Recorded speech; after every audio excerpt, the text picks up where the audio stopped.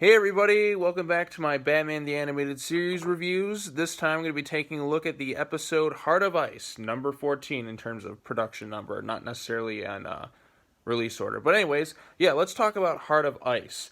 This episode, there's been a lot of great episodes that we've seen already so far on the show, but this is the one where they got their first Emmy.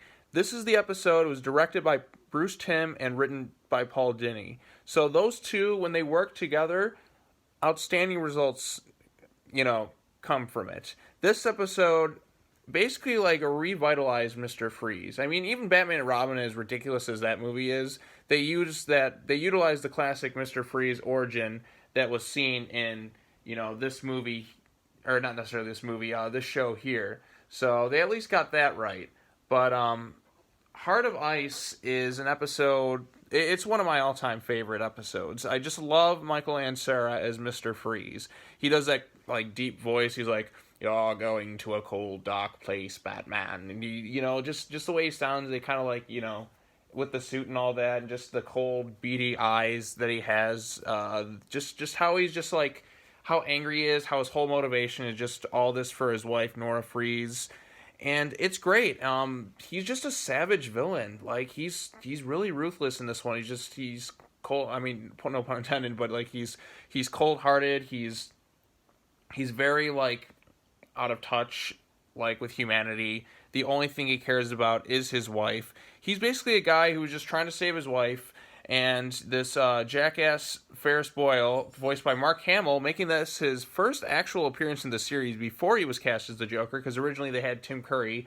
Then Tim Curry got sick or whatever, and then they had to recast him, which, as much as I love Tim Curry and would have loved to have heard his Joker voice, I'm glad that they got Mark Hamill to do the voice, because Mark Hamill's iconic now, like, with that character. Mark Hamill is fantastic, and, it's great to see that, but it's also nice to see Mark Hamill voice Ferris Boyle.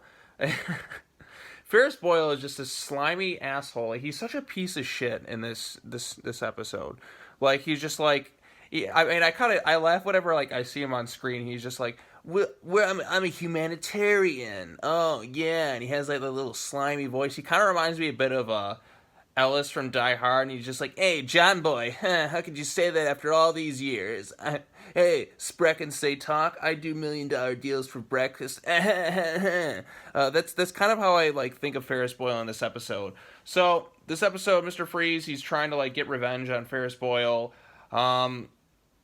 Batman is trying to stop him. He goes into this history. He's researching about what happened. And he's just like, okay, so there's this explosion that happened. Batman watches like the security cam footage, which, by the way, this security cam footage, it showcases Mr. Freeze, or Victor Freeze, and how like he was just using Boyle's equipment to save his wife Nora's life by cryogenically freezing her. I mean, come on, like this footage is ridiculous because there's like 50 different camera angles perfectly timed. I guess that's just like, the initial footage and then they go into it.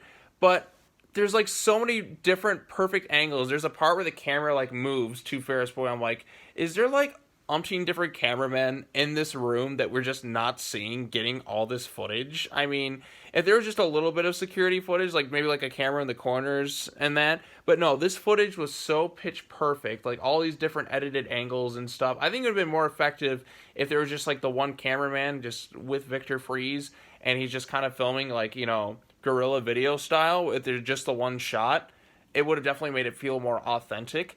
But this thing, it's like there's like 10 different camera shots going on at the same time, and I'm like, okay, no, you had me with the footage here, but just these angles, I'm like, this isn't how it works. There should just be like at least maybe one or two cameras, but like it's switching back and forth, perfectly edited footage, and that kind of throws me off a bit. But I understand like when you're a kid, you don't notice it, but as an adult now, I'm just like, okay, I do see that a bit.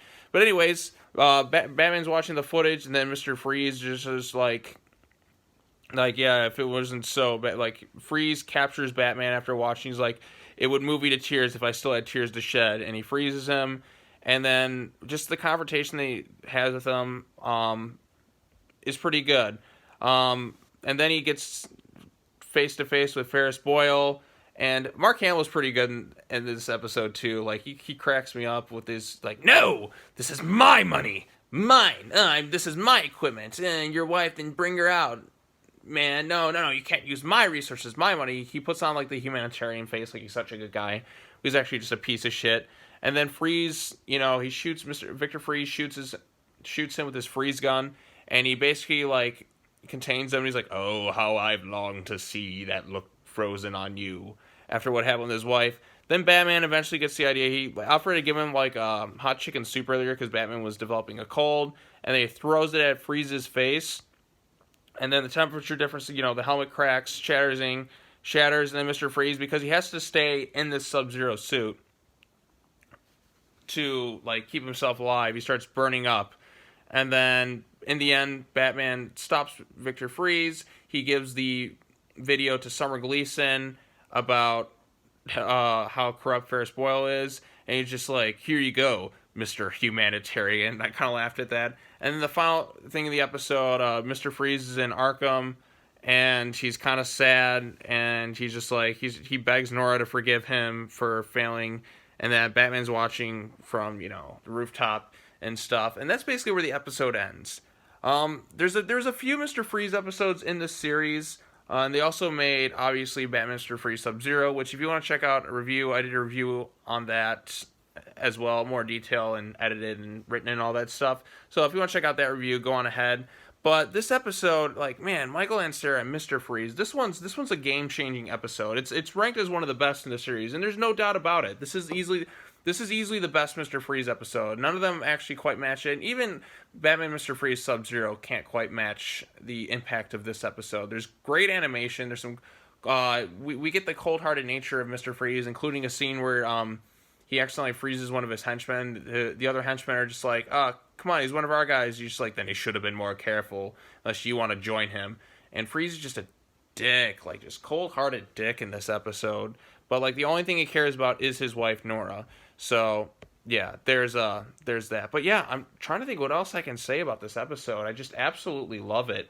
I think it's fantastic. Just from the animation to the performances, particularly Michael Ansara as Mr. Freeze, just the opening monologue, how he's just like, Nora, this is how I'll remember you, surrounded by winter, forever young, forever beautiful, rest well, my love. The monster who took you from me will soon learn that revenge is a dish best served cold.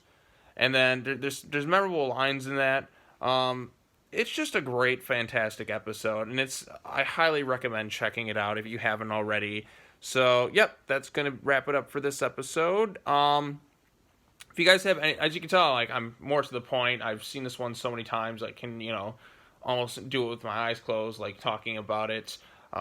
Definitely, like, this is an episode I remember quite frequently, and I just love to death, and I think it's one of the best in the series. I'm trying to think what else I can say. No, that's going to pretty much be it. I think that's good.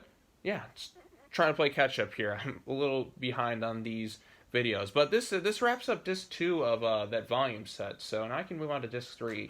My goal is to see how many episodes I can get through today. Now that I have time to record, but we'll see what I can do. So it's gonna wrap it up. Thanks for watching, everybody, and I'll see you all soon.